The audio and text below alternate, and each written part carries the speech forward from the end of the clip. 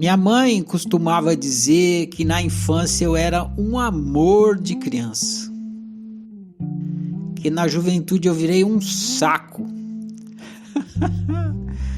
É bem as palavras dela. Um saco, ela diria assim. É fácil de entender porque ela diz isso. Na infância, voltando da escola, eu tinha o costume de pegar flores no caminho, fazer um buquê improvisado e dar para ela quando chegava em casa. Ela adorava. Na adolescência acabou o mar de rosas. Começaram os espinhos. Era como se eu fosse outra pessoa.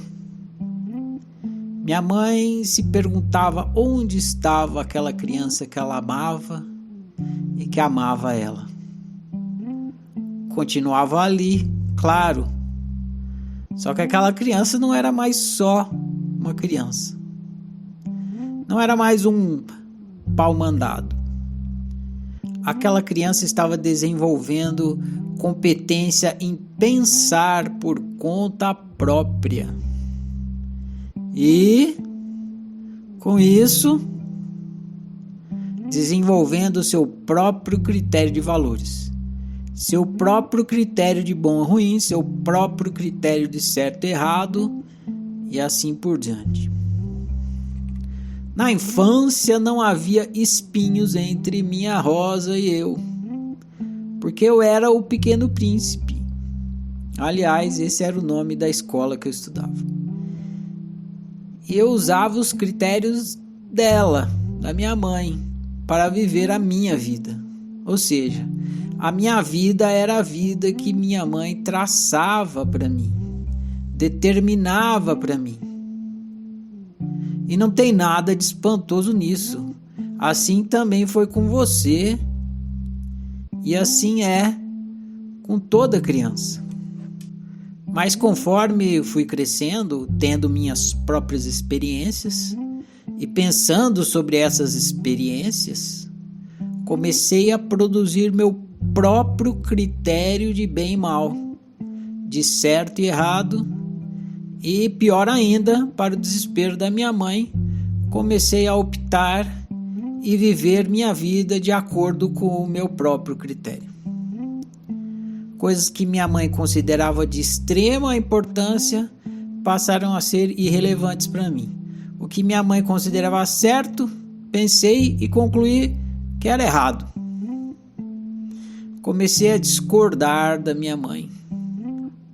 Eu já não era mais um vagão filho engatado em uma locomotiva chamada mãe e que seguia o mesmo trilho. Comecei a virar locomotiva de mim mesmo. Comecei a seguir meu próprio trilho, meu próprio juízo, minha própria vontade e consciência. Mesmo que, aos olhos de minha mãe, eu estava indo pelo trilho errado. Minha mãe não gostou da minha autonomia, que era vista por ela como malcriação, e tentou me manter nos trilhos dela, pois ela acreditava que estava fazendo o que era melhor para mim. Só que não. O que é de um não funciona para o outro, pelo simples fato de que o outro é outro. Somos diferentes uns dos outros. Minha mãe e eu somos indivíduos únicos, singulares, logo diferentes. O que funcionava para minha mãe não funcionava para mim. Como canta Raul Seixas, eu calçava 37, minha mãe me dava 36, doía e no dia seguinte apertava meu pé outra vez. Minha mãe não entendeu que éramos diferentes e tentou me manter no trilho do critério dela. As tentativas dela, buscando a realização desse objetivo, embora bem intencionadas, me violentavam, causavam dor. Passei a ver minha mãe como um algoz. Ninguém dá flores para seu algoz. Eis porque parei de dar flores para minha mãe. Porque comecei a pensar. Pensar é subversivo. Pensar desestrutura o status quo. Pensar explode o padrão. Pensar incita o motim contra o capitão da tradição, família e ancestralidade. Pensar faz o trem da normalidade descarrilar. Pensar é criminoso, porque além de desafiar a lei, desafia a razão de ser da lei. Desafia a lógica da lei. Por isso, meu amigo e minha amiga, ninguém jamais irá lhe dizer: pensa aí. Tudo que você irá ouvir no mundo e do mundo é: vai por mim, acredita em mim e faz assim. Ninguém,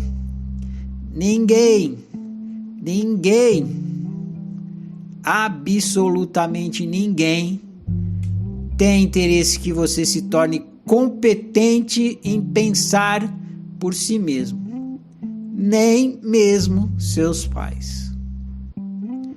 Ao contrário do que você acredita, viver não é uma atividade biológica, viver é uma atividade mental. Sem pensar, você não consegue viver.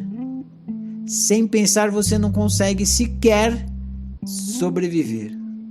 Um bebê não pensa. Deixa um bebê sem alguém para pensar por ele. O que acontece? O bebê morre em menos de um dia. Entende o que isso significa?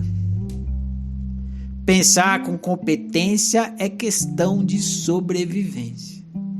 Então, se você quer viver bem, sugiro que você invista menos tempo em lamúrias, reclamações, vitimismos, fofocas, fugas, mecanismos de defesa, crendices, decorebas e outras atividades de atrofiamento do pensamento.